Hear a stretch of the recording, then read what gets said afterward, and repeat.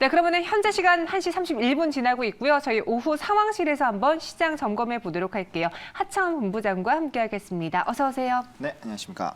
네, 안녕하세요. 오늘은 상황실보다는 긴급 진단으로 한번 이야기를 해볼게요. 코스닥이 1000포인트를 깼습니다. 어제 하루 만에 깨졌고요. 오늘도 불안한 시장인데 개인 투자자들의 무덤이 되고 있는 코스닥이다. 이런 말들이 지금 흉흉하게 돌고 있거든요. 네. 코스닥의 체력이 약해진 건가요? 왜 자꾸 이렇게 좀 올라치면 빠지고 물론 지수가 올라서라고 하긴 하는데 빠질 때는 그 충격이 배로 느껴지거든요. 그렇죠. 아무래도 이제 올라갈 때보다 떨어질 때 부담감이 크기 때문에 뭐 네. 그건 당연히 심리적인 부담감은 좀 어쩔 수 없겠다라고 말씀을 드리겠고요. 일단 뭐 전반적으로 이 시장의 그런 박스권 상단을 좀 돌파를 했었는데 이게 계속적으로 좀 움직여줘야 되는데 사실 또 최근에 특히나 이번 주 같은 경우는 좀 글로벌적인 변수가 많이 있었습니다. 그러다 보니까 이제 외국인이나 기관에 대한 수급들이 좀 조정이 나왔고요. 그다음에 이제 공매도가 또 재개가 되는 그런 부분들 때문에 사실 많은 사람들이 뭐 코스닥임에도 불구하고 코스닥에서도 역시나 공매도가 또 적용이 되는 뭐 코스닥 150은 적용이 됐기 때문에 그 부분에서 좀 현금화를 좀 많이 하지 않았나라고 보고 있고요. 오늘 또 좀 주로 하락하는 종목군들을 보시면 굉장히 좀 상위권으로 계속적으로 우상향하던 종목군들 중에서 굉장히 차익 실현 매물들이 많이 나오고 있습니다. 맞아요. 그러니까 결과적으로는 시가총액이 많이 높아졌었던 그런 종목군들 위주로 좀 하락이 많이 나오고 있다라고 보시면 될 것 같고요. 그러다 보니까 자연스럽게 지수가 좀 안 좋게 되고 기존에 또 보유하고 계시던 분들도 지수가 좀 안 좋으니까 뭐 공매도에다가 지수 좀 어렵네.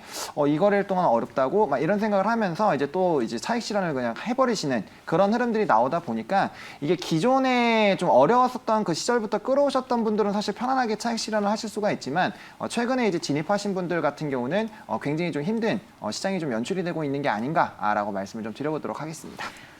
저희가 다음 주 공매도 때문인가요? 라는 질문을 월요일부터 계속 모든 출연자분께 드렸지만 네. 뭐 일시적인 투심 위축일 뿐 큰 영향은 안 끼칠 것이다라고 의견을 주셨거든요. 네. 그럼에도 계속 개인 투자자들은 불안해하고 있습니다. 이럴 때 포트폴리오를 다시 한번 갈아야 되는 건지 어떻게 생각하세요? 네, 일단은 뭐 대형주 위주로 계시는 분들은 사실 뭐 중소형주로 편입을 안 하시더라도 약간의 현금화를 해놓으시는 게 좋습니다. 왜냐면은 일반적으로 투자하시는 분들이 현금을 남겨놓고 투자하시는 분들이 많지가 않아요. 네. 그러다 보니까 이제 단기적으로 대응을 할 수 있는 자금이 있어야 이제 대응을 할 수가 있는데 그게 없으면은 무조건적으로 뭐 선절매를 한다거나 아니면 추가적인 자금을 투입을 해야 되는데 뭐 추가적인 자금을 투입하실 수 있는 여유가 있다면 크게 상관이 없지만 그러지 않으신 분들 같은 경우 사실 좀 리스크 대비를 좀 해주시는 게 맞지 않을까라고 보고 있고요. 물론 저도 공매도가 이제 뭐 단기적으로 좀 작용할 것으로라고는 생각은 하고 있지만 일단 공매도라는 게 이렇게 좀 불안한 심리에서 굉장히 좀 강한 흐름을 보일 수밖에 없기 때문에 그런 흐름들이 사실 좀 더 강하게 작용이 될 수가 있습니다. 그러니까 그런 변수를 우리가 미래에 대해서 정확하게 예측을 하기가 어렵기 때문에 그에 대비한 부분을 좀 차지할 필요가 있고요. 그다음에 좀 대형주에서 그것뿐만 아니더라도 좀 중소형주로 옮기면 좀 좋다라고 생각이 드는 이유가 뭐 요즘에 투자해 보시면 아시겠지만 중소형주들이 굉장히 좀 강하게 움직이고 있습니다. 물론 뭐 특별한 테마를 가지고 있거나 아니면은 좀 가는 종목군들만 가는 그런 시장이 좀 연출이 되고는 있지만 어쨌든 이제 큰 대형주가 가게 되면 그와 연관되어 있는 중소형주들이 좀 움직이게 되는데 아무래도 대형주보다는 이제 중소형주들의 주가의 탄력성이 좀 높다 보니까 그 부분을 좀 집중해 보시면 좋을 것 같고요. 제가 이제 뭐 마감 종례나 이런 데 나왔을 때는 항상 투자 전략에서 좀 짧게 끊어 가시는 그런 부분으로 좀 말씀을 드렸는데 사실 그렇게 움직임을 좀 가기 위해서는 좀 중소형주로 가는 게 좋습니다. 대형주 같은 경우는 좀 운용 기간을 길게 잡아야 되는데 약간 박스권 흐름을 보여주고 있는 상태에서 주가가 약간의 좀 지지부진하거나 우상하기 힘든 상황에서는 사실 단기적으로 시세가 좀 나올 수 있는 그런 중소형 쪽으로 좀 편입을 해보시면 좋지 않을까라고 말씀을 드리겠고요. 뭐 최근에 섹터 같은 경우는 뭐 철강이라든지 뭐 조선이라든지 해운 뭐 이렇게 계속 가는 종목군들 쪽으로 사실은 시선을 좀 돌려 놓으셔야지 약간 소외된 섹터로 물론 들어가서 이제 기다리다가 이제 급등이 나서 판매하는 거는 좋지만 그 부분으로 갔을 때는 사실 상당히 좀 소외가 될 수도 있겠다라고 말씀 좀 드려보도록 하겠습니다. 네, 성장 섹터와 중소형주 관련 비중을 확대하자 이야기해 주셨습니다. 그럼 저희가요, 지금 이 시기에 가장 궁금해할 만한 코스닥 대표 종목들과 매수해도 괜찮을지 저희 관심 종목을 한번 선정해 봤거든요. 네. 하나씩 확인해 보도록 하죠. 첫 번째 종목. 개미 무덤이라고 했는데 아마 이 셀트리온 그룹주에 물려있는 개인 투자자분들이 굉장히 많으실 겁니다. 그리고 네. 공매도하면 사실 가장 먼저 떠오르는 게 또 셀트리온 그룹이었잖아요. 그래서 코스닥 시장 안에서 대장주 역할을 제대로 못 해주고 있는데 왜 빛을 발하지 못하는지 이 셀트리온 헬스케어에 대한 현 상황을 좀 분석해 주시겠어요? 일단 뭐 셀트리온 헬스케어 같은 경우는 뭐 사실 이제 뭐 예상보다 뭐 신제품이라든지 이런 흥행이 좀 좋지 못했습니다. 네. 그러다 보니까 이제 성장성 부분에서 조금은 영향을 좀 미쳤다라고 보시면 될 것 같고요. 또 미국에 대한 이런 비중이 굉장히 높았는데 거의 50%가 넘어가면서 사실 작년에는 굉장히 좀 큰 실적이 나왔는데 올해는 그 비중이 좀 줄어들고 있습니다. 그러다 보니까 항상 이제 주식에서 우리가 이제 미래를 예측할 때 좀 고민하는 게 지금까지 좋았던 거는 좋은 건데 이제 실적은 호행으로 작용이 되니까 그 앞으로의 그 흐름이 좋을 것이냐에 대한 물음표가 항상 많이 생기고 있고 그 부분에서 충족이 돼야지 좀 주가가 우상을 하는데 지금 그 미래에 대한 부분들이 살짝 물음표가 좀 나와 있는 그런 상황입니다. 그러다 보니까 그 현재 상황에서 좀 약간 뭐 이 3분기나 4분기 넘어갔을 때 다시 좋아질 수는 있어도 단기간에는 좀 힘들 수도 있다라는 이런 생각이 들게 되면은 자연스럽게 이 종목에 투자해서 얻을 수 있는 기대 수익률이 줄어들게 되고 그러다 보면 자연스럽게 다른 종목으로 좀 옮겨가는 그런 움직임이 나타났다라고 보시면 될 것 같습니다. 그래서 그런 전반적인 부분에 좀 영향을 받았다라고 보시면 될 것 같고요. 뭐 역시나 이 셀트리온 헬스케어도 뭐 공매도에 대한 그런 이슈들의 영향을 받았다라고 보시면 좀 될 것 같습니다. 저희 은님이 이런 이야기 올려주셨어요. 셀트리온 헬스케어 공매도 이후 더 하락할까요? 라고 하는데 한편으로 그래요. 그래 공매도를 많이 할 수 있고 또 코스닥의 대장주니까 이쪽으로 잔고가 몰릴 수 있는데 네. 그러니까 많이 올라야지 또 공매도를 하잖아요. 근데 지금 셀트리온 헬스케어의 가격은 그렇게 오르지 않았기 때문에 공매도 타겟이 안 될 수도 있지 않을까라는 생각이 들었거든요. 어떻게 보세요? 사실 저는 뭐 가격이랑은 상관없다고 봅니다. 어차피 공매도라는 거는 떨어지기만 하면 되거든요. 네. 주가의 위치에 상관없이 떨어질 가능성이 큰 종목군들은 공매도 영향을 받을 수밖에 없다라고 저는 개인적으로 생각을 하기 때문에 물론 뭐 대차장고나 이런 것들을 좀 잘 확인을 해보셔야 될 것 같아요. 하지만 일단은 지금 그 공매도를 떠나서라도 지금 좀 중요한 이평선들이 좀 이탈이 됐기 때문에 약간 이제 그 밑에 박스권까지는 좀 조정이 나올 수 있다라고 보시면 좋을 것 같고요. 그다음에 이 종목이 가지고 있는 이런 모멘텀들이 사실 하반기에 좀 몰려 있는 그런 상황이기 때문에 물론 이제 코로나 치료제가 이제 대규모 공급 계약이 나오게 되면은 그 이슈가 터지게 됐을 때는 좀 이제 더 단기적으로 시세가 나오겠지만 만약에 그게 예상대로 나오지 않는다라고 했을 때는 밑에 박스권까지 조금은 조정이 나올 수 있다라고 생각을 하시면 될 것 같고요. 일단은 뭐 셀트리온 헬스케어 같은 종목을 사실 단기 트레이딩으로 들어가신 분은 저는 없다라고 생각을 합니다. 그러다 보니까 만약에 이 좀 여기 라인에서 계속 무너지게 된다면 아마 11만 원부터 13만 원 라인까지 박스권 여기 좀 길게 횡보했었던 이 박스권에서 움직임이 나타날 거거든요. 그래서 그 하단에 그 상단에 들어갔을 때 바로 매수하지 마시고 그 박스권 안에서 충분히 움직이는 걸 확인하신 다음에 차근차근 다시 물량 모아가시는 그런 전략으로 좀 물량을 모아가진 그런 매집 기간으로 좀 세워보시면 괜찮지 않을까라고 말씀을 좀 드려보도록 하겠습니다. 네, 셀트리온 헬스케어 지금은 버틸 때인가요? 딱 한마디로만 정리하자면? 버텨야 된다. 버텨야 된다. 알겠습니다. 목표 주가 15만 원, 손절가는 96,500원 제시해 드렸고요. 두 번째 상황실로 넘어가 볼게요. 이번에는 셀트리온 헬스케어하고 좀 달라요, 상황이. 그러니까 네. 그동안 잘 가다가 어제 오늘의 조정이 나오고 있는 한미 반도체. 그럼 여기서 우리가 들 수 있는 의문이 상승 추세가 꺾인 걸까? 혹은 아니면 그냥 단순히 지수가 빠지면서 올랐으니까 이틀 정도는 조정을 받는 걸까? 요 사이에서 고민하실 것 같거든요. 어떻게 보세요? 저는 조정이라고 생각하고 있습니다. 조정, 단기? 네, 단기 조정이라고 생각을 하고 있고요. 네. 저는 사실 한미 반도체에 대해서 굉장히 좀 긍정적으로 좀 평을 하고 있습니다. 이거 안 좋게 이야기하는 사람 못 봤어요. 네, 왜냐면은 이 그 굉장히 좀 수혜를 받을 수밖에 없는 종목이기 때문에 반도체 슈퍼사이클이 오면서 어떻게 보면 가장 또 수혜를 받는 종목 중에 하나다라고 보시면 될 것 같습니다. 뭐 일단 대표적으로 이제 TSMC가 굉장히 크게 좀 투자를 하기 때문에 이에 따른 반도체 후공정, 뭐 OST라고 아마 잘 알고 계실 거예요. 그쪽에 좀 수혜가 많이 넘어갈 수밖에 없는 부분이고요.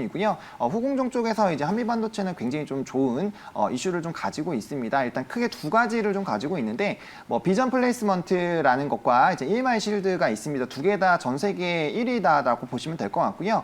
이제 뭐 그 앞에 말씀드린 비전 플레이스먼트 같은 경우는 이제 반도체에 대한 후공정 하는 쪽이라고 보시면 될 것 같고 EMI 실드는 이제 전자파, 반도체끼리 반도체에 이제 간섭을 하는 전자파를 좀 차단하는 그런 실드입니다. 두 개 다 이제 반도체에 대한 이런 수요가 늘어나면 늘어날수록 굉장히 좀 긍정적일 수밖에 없다라고 보시면 될 것 같고요. 뭐 삼성전자라든지 뭐 인텔 그리고 이제 또 그 주요 고객사도 굉장히 좀 이런 투자가 많이 늘어가고 있는 그런 상황이다 보니까 전반적으로 이에 따른 좀 기대가 된다라고 보시면 될 것 같고요. 아마 올해는 계속적으로 좀 최대 실적이 연달아 좀 갱신이 되는 그런 해가 되지 않을까라고 보고 있습니다. 그런 상황에서 실적 베이스로 가는 부분이기 때문에 그렇기 때문에 사실 지수에 상관없이 계속적으로 좀 우상향했다라고 보시면 될 것 같고요. 일단 업황이 굉장히 기대가 많이 되기 때문에 이러한 기대감이 단기적으로 좀 조정이 나올 수 있을지언정 중장기적으로는 괜찮다라고 좀 말씀을 드려보도록 하겠습니다. 한미 반도체에 대해서 굉장히 긍정적으로 말씀해 주셨어요. 그럼 단기 조정이라면은 네. 그동안 사고 싶었는데 오르기만 해서 못 산 투자자들은 요럴 때 매수해봐도 괜찮지 않을까요? 전략 세워드릴게요. 네, 일단은 지금 21선을 지지를 하는지를 반드시 체크를 하셔야 될 것 같고요. 21선? 네, 21선이 지지가 돼서 이제 반등이 나오기 시작하면 그냥 바로 매수를 하시면 될 것 같고, 만약에 이 부분이 깨진다고 했을 때 여기 박스권에서 한번 매수가 가능하다라고 생각을 합니다. 그래서 31,500원부터 31,500원까지 분할로 좀 접근을 해보시면 좋을 것 같고요. 그다음에 이제 목표가 같은 경우는 45,000원으로 전 전고점을 충분히 뚫고 다시 최고치를 연이어서 좀 갱신하지 않을까라고 보고 있습니다. 그래서 목표가는 좀 높게 좀 제시를 좀 드리도록 하겠고요. 그다음에 손절 라인은 27,500원으로 요 박스권 하단 부분이 좀 단기적으로 이탈이 됐을 때 다시 밑박스권에서 다시 모아가는 관점으로 한번 정리했다가 다시 잡아가는 그런 전략으로 좀 제시를 드려보도록 하겠습니다. 네, 한미 반도체뿐 아니라 반도체 소부장 안에서 원익 QNC, 원익 IP 최근 흐름 좋았던 종목들이 어제 오늘 조정을 받고 있는데 정말 실적이 탄탄하고 기업의 이 내용들이 좋다면 이럴 때 매수 기회로 봐도 되잖아요. 네. 여러분들 지금 매도할까 고민하지 마시고요. 오히려 매수 기회로 살펴볼 만한 종목들 한번 찾아보세요. 이어서 다음 상황실로 넘어가 보겠습니다. 그럼 코스모 신소재도 오늘이 매수 기회인가요? 양극재, MLCC 두 가지 모멘텀을 가지고 최근 신고가 행렬을 보여줬던 코스모 신소재인데 전체적인 2차 전지주들이 뭐 전고점을 향해 가긴 했는데 그 안에서 유독 코스모 신소재 상승폭이 컸어요. 그렇죠. 아무래도 뭐 두 가지 좋은 이슈가 있다 보니까 네. 그 부분에서 좀 강한 흐름이 나왔고요.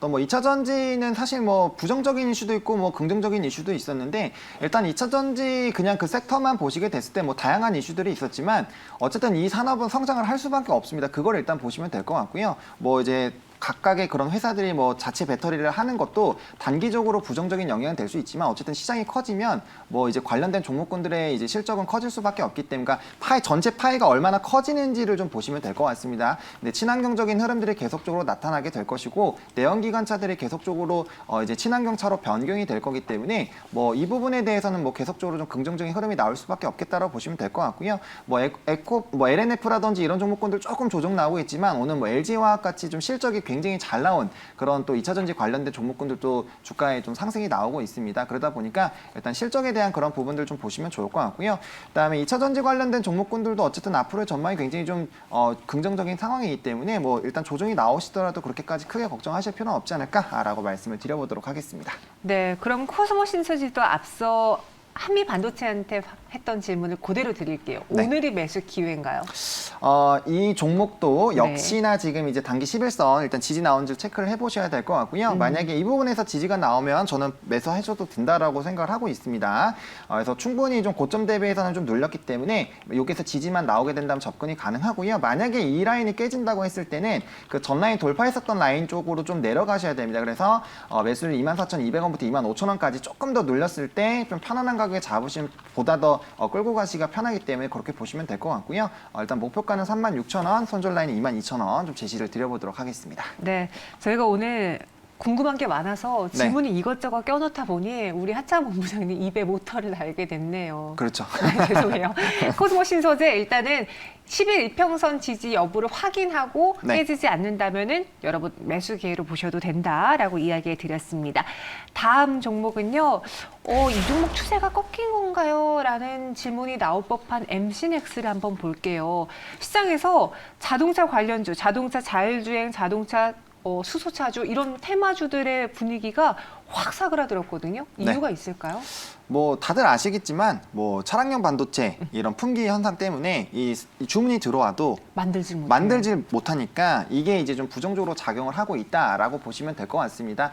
근데 결과적으로 2차 전지가 제가 앞으로 산업이 성장할 것이다라고 말씀을 드린 이유도 뭐 결과적으로 자동차 쪽으로 결국엔 갈 수밖에 없거든요. 그러다 보니까 이와 관련된 부분들은 뭐 중장기적으로는 굉장히 좀 긍정적으로 보실 수가 있겠다라고 보시면 좋을 것 같고요.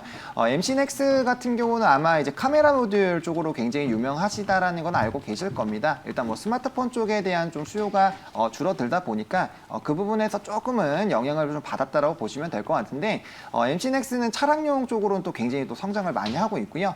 점유율을 굉장히 좀 많이 차지를 하고 있습니다. 그러다 보니까 이에 따른 좀 기대가 될 수 있는 상황인데 앞서 설명드린 것처럼 지금 자동차 관련된 반도체 품귀 현상이 좀 나타나다 보니까 이에 따른 부분도 약간은 좀 지연이 되는 그런 흐름으로 가고 있다라고 보시면 될 것 같고요. 뭐 이전 상장에 대한 그런 기대감들이 있다 보니까 그게 또 진행이 되게 됐을 때 아무래도 코스닥에서 코스피로 이전하게 됐을 때는 좀 이슈가 되고 이에 따라 좀 수급도 들어오기 때문에 이 부분은 좀 긍정적으로 보셔도 되지 않을까라고 말씀을 좀 드려보도록 하겠습니다. MC넥스도 차량용 카메라 대표 종목이었잖아요. 그렇죠. 그래서 MC넥스, 뭐 해성 DS 이런 관련주들이 한 차례 시세가 분출되고 나서 조정기를 겪고 있는 와중에 지수가 빠지면서 또 네. 유독 이쪽에서 추세가 꺾인 종목들이 많았어요. 우리 MC넥스 차트 보면서 그럼 이 종목은 보유자분들의 영역으로 봐야 될지 어떻게 하는 게 좋을지 전략을 세워드릴게요. 네, 사실은 좀 중요한 이평선들이 좀 다 이탈이 되고 있기 때문에 여기 일단 갭 부분을 좀 보셔야 될 것 같아요. 그래서 일단은 매수를 하시게 됐을 때는 여기 이제 이탈됐을 때 뭐 46,000원부터 48,000원 정도로 좀 제시를 좀 드렸는데 일단 요 하단까지 오는 거 보시고 나서 매수 결정을 좀 해주시면 될 것 같고요. 박스권 들어왔다 바로 매수하지 마시고 일단 좀 흐름을 보셔야 될 것 같습니다. 그래서 만약에 여기 46,000원에서 지지가 안 나오시면은 바로 여기 밑단까지 내려오셔서 그냥 매수가를 낮춰서 보시면 될 것 같고 급하게 매수하실 필요가 없습니다. 그리고 목표가는 65,000원, 손절 라인은 43,000원 제시 드리도록 하겠습니다. 네, MC넥스 목표 주가 65,000원, 손절가는 43,000원으로 제시해 드렸습니다. 이런 시장에서 여러분들 혼자 고민하지 마시고요. 저희 매일경제TV와 함께 전략 세워보시기 바랄게요. 하창 본부장님 인사드리겠습니다. 고맙습니다. 네, 감사합니다.